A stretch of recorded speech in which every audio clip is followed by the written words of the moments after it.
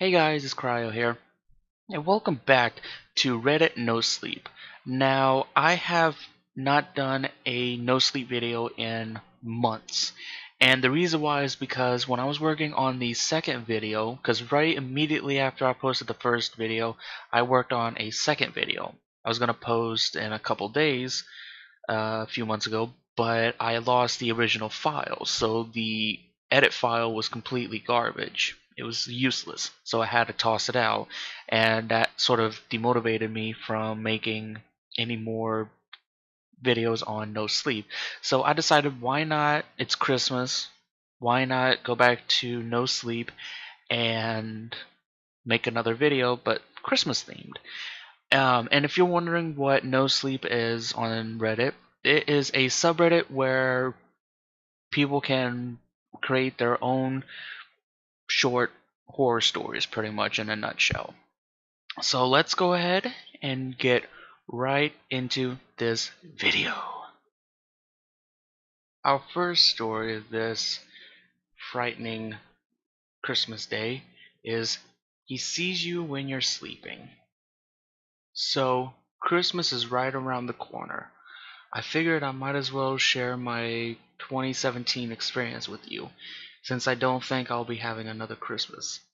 I've always looked forward to Christmas ever since I was little. The feeling of excitement and suspicion all through December only grew more towards the end of the month. However, that changed last year.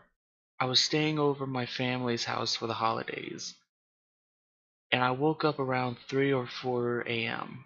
I saw the light pouring in through the open bedroom, some of it blocked by a shadow in the doorway. Figuring it was one of my younger siblings, I gradually said, "What do you want?" and turned on the light on the bedside table. I wish I hadn't. Standing there was someone in a Santa costume. That's weird. Ugh, that's creepy already. He looked like a crackhead. I mean, sunken in cheekbones and eyes, missing teeth, skinny ass body. Who wrote this? So descriptive. Even skin rotting off of him. That sounds more like a zombie.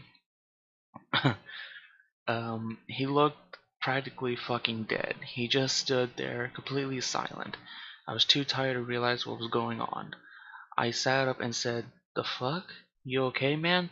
He let out a deep guttural laugh. And that's when it hit me. This man, this fucking crackhead, broke into this house. He reached behind him and held something up. It took me a second, but what he was holding was the decapitated head of my father. That's when I booked it out of there. I climbed out of the already open window and ran. In that moment, I didn't care about family. I just wanted to save myself. I ran to the closest police station about 3 minutes away and told the cops everything. They went to the house and told me to sit tight. I anxiously sat there. I was on the brink of having a panic attack. The police soon arrived with the crackhead in handcuffs and some of my family behind them. I hugged my crying mother and asked where the rest were. Everyone was fine, completely unharmed. I asked, why the fuck did he come here into my room? My room is the farthest away from where the incident was. One of the officers tapped my shoulder and said, everyone else's door was shut. Yours was the only one open, and that allowed him to be silent as possible. As for your father, he was in the kitchen. This caused me to lose all control. I began to not care about anything or anyone. My father, my own fucking father, died because of this fucking maniac. Could I have prevented this? What if he was sleeping and I was the one who got killed? God, I wish that was what happened. Well, I seem to have let myself go too much now, and I can admit that now. I began to lose my mind. I got into drugs. I was suicidal, had murderous tendencies. As much as I wish I hadn't, I had gone insane. Jeez, I ended up getting put into an insane asylum, thanks to my mother. When I first came here, I thought it was absolute shit. I didn't deserve to be there. However, I've come to terms with it. I've met some nice people, and I'm a lot happier now. Not to mention I'm safer too. They got me a limited internet time, so I figured I'd share my story while I could. Stay safe, Merry Christmas, and don't forget, lock your doors. Well, that's enough to fuck up any child. But I don't know, this guy seemed like he was I don't know, teen, probably. Probably 14, 15. Because nowadays, 14, 15-year-olds, they curse like crazy. Back in my day.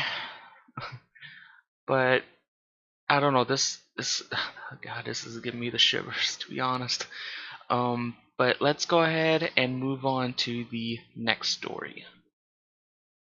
Our next story for tonight is Merry Christmas from Elm Grove.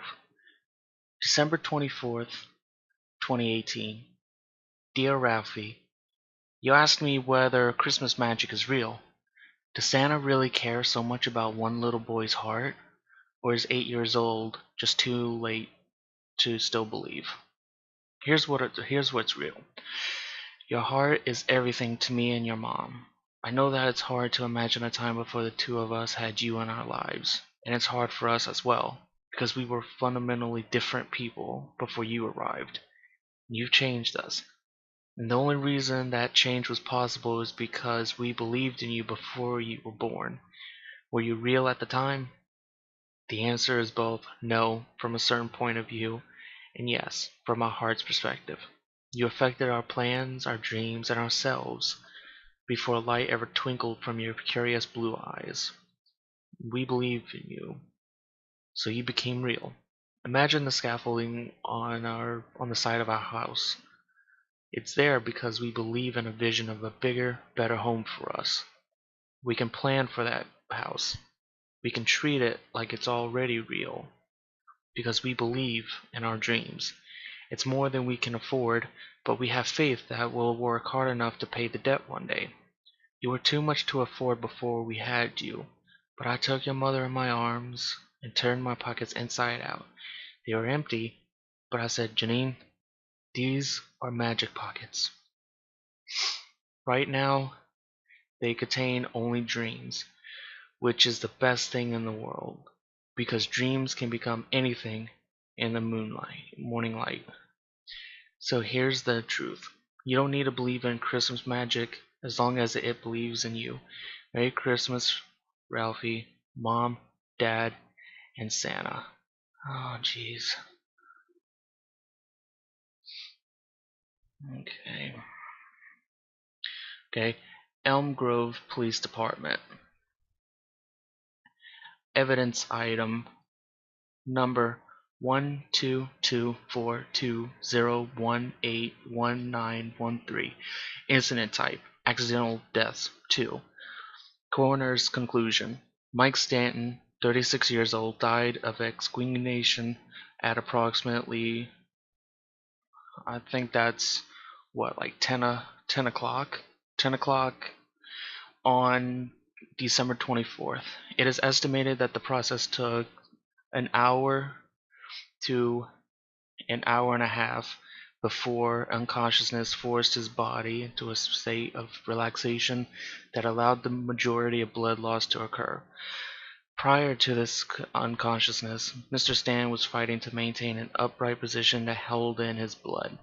The Elm Grove Coroner's Office believes that the physical orientation caused excruciating pain, but that he was able to maintain it for so long out of a profound yet ultimately unsuccessful desire to survive.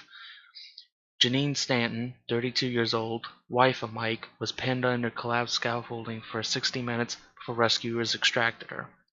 The choice to remove her ultimately proved unwise, as the collapsed scaffolding had been acting as a tourniquet to her crushed and pinned left femoral artery. The unfortunate decision to extract her so hastily directly led to her death, which could have been avoided with proper planning. Notes: Ralphie Stanton, 8 years old, received a letter from his dad. Evidence item 1224201819113 that he apparently believed to have been written by Santa Claus.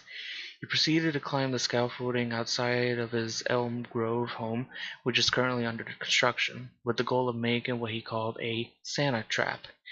In an attempt to establish realism, Mike Stan climbed on top of his house at approximately, let's see, I think that's 8, wait, 6, I think that's like 6 o'clock, while dressed in traditional Santa Claus attire. He subsequently caught his boot in a rope trap that had been left by Ralphie, then fell off the roof. The rope pulled taut and swung him into a jagged metal edge on the scaffolding, causing deep lacerations to his abdomen.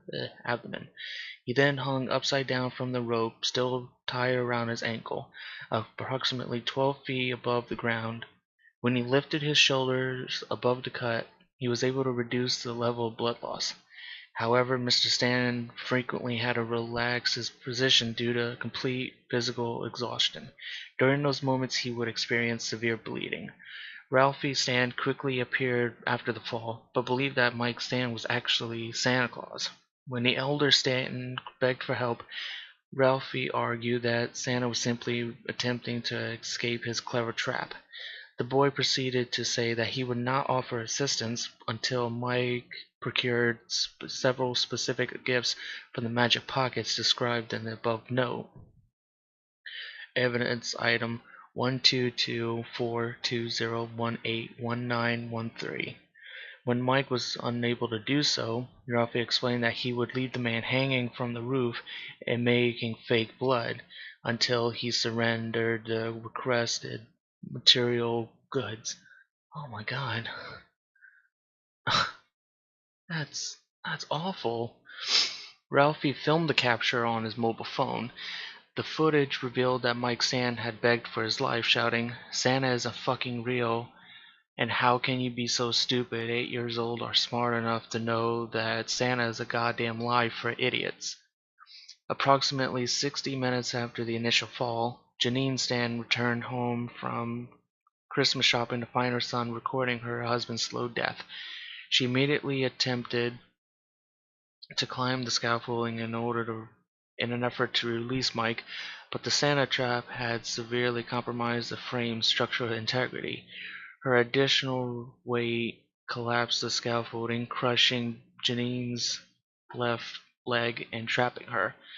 Janine's phone landed near Ralphie during the fall. The boy picked up the device and refused to return it. "Santa will make your leg feel all better with Christmas magic," he explained on recording. "We just have to pass this test and everything will be fixed for Christmas." The level of joy apparent in Ralphie's voice made it clear he truly believed his parents were in no real danger. Janine and Ralphie watched as Mike slowly lost the will to live. The child chose not to react as his parents begged, threatened, and screamed at him in fruitless attempts to persuade him into calling emergency services. Elm Grove police and fire eventually arrived in response to a neighbor's noise complaints, and Mike could declare dead on arrival. Immediately before the ill-advised extraction of Janine, she was able to speak with her son. "I don't understand how you could possibly believe that fucking note. We didn't plan we didn't plan for you at all, Ralphie. You were an accident that happened after I drank too much at a Christmas party, and I've hated the holiday ever since. You'll learn to hate it too, since it'll remind you of the day you became an orphan."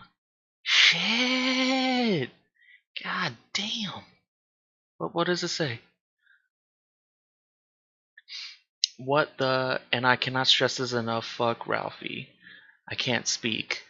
Poor Ralphie, poor parents. Believing in Christmas magic is usually a good thing, but not so much this time. Great story though. All he wanted was a Red Ryder BB gun. Holy fuck. Ouch, my heart. Oh. Damn, that's deep though. Shit. Oh, I don't know how any of that could happen to someone. Oh,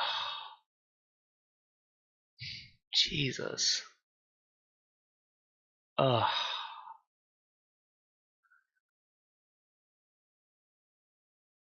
Well, because these stories were pretty long and I don't want the video to be too long. So thank you guys so much for watching. Jeez. I'm gonna have to rethink on my life after reading these stories. I didn't think it was gonna be this deep. But anyways, thank you guys so much for watching. If you're new here, make sure you hit the subscribe button. If you enjoyed the content, leave a like if you wish. Comment on if you think I should come back and do more videos on Reddit NoSleep. Merry Christmas, everyone. And as always, I will catch you guys in the next one.